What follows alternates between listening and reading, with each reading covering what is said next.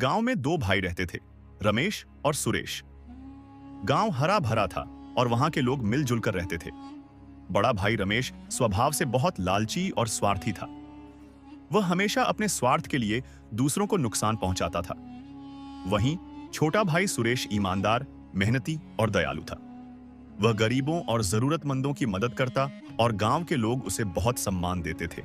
रमेश को सुरेश की यह आदत पसंद नहीं थी। वह हमेशा कहता, तू बेवकूफ है, अपना भला करने के बजाय दूसरों की चिंता करता है। दुनिया में ऐसे कोई भलाई से अमीर नहीं बनता।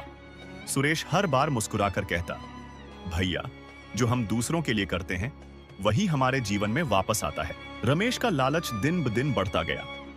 वह गांव के गरीब लोगों से झूठ बोलकर पैसे ऐंठ लेता और कभी उन्हें वापस नहीं करता। गांव के लोगों को धीरे धीरे रमेश पर भरोसा कम होता जा रहा था, लेकिन रमेश को इससे कोई फर्क नहीं पड़ता था। एक दिन रमेश ने गांव के एक बुजुर्ग किसान को निशाना बनाया। वह किसान बहुत मेहनती था, लेकिन अब बूढ़ा हो चुका था और उसकी जमीन पर खेती करना मुश्किल हो गया था। रमेश ने किसान से कहा, तुम्हारी जमीन अब बेकार हो चुकी है।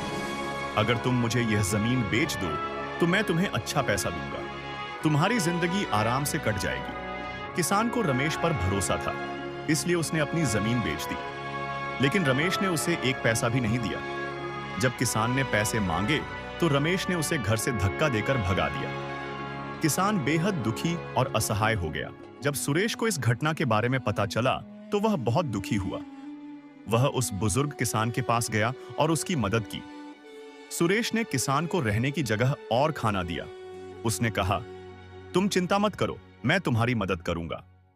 इस बीच रमेश ने सोचा कि अब उसके पास बहुत सारी उपजाऊ जमीन है तो वह खेती करेगा और बहुत पैसे कमाएगा। उसने बीज खरीदे और खेतों में मेहनत से बोवाई की, लेकिन मौसम ने साथ नहीं दिया।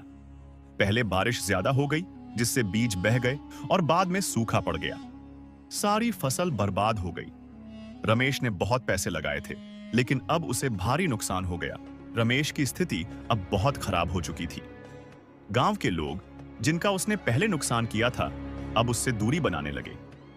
कोई उसकी मदद नहीं करना चाहता था, क्योंकि सबको याद था कि उसने उन्हें कैसे धोखा दिया था। धीरे धीरे रमेश अकेला पड़ गया। उसे समझ में आ रहा था कि उसकी गलतियां उसे बर्बाद कर रही हैं, लेकिन अब उसे कोई रास्ता नहीं दिख रहा था। वह अपने छोटे भाई सुरेश के पास गया और उससे माफी मांगी। उसकी आंखों में आंसू थे और वह बोला, भैया, मैंने बहुत गलतियां की हैं। मैं हमेशा दूसरों का नुकसान करता रहा और अब मुझे खुद वही भुगतना पड़ रहा है।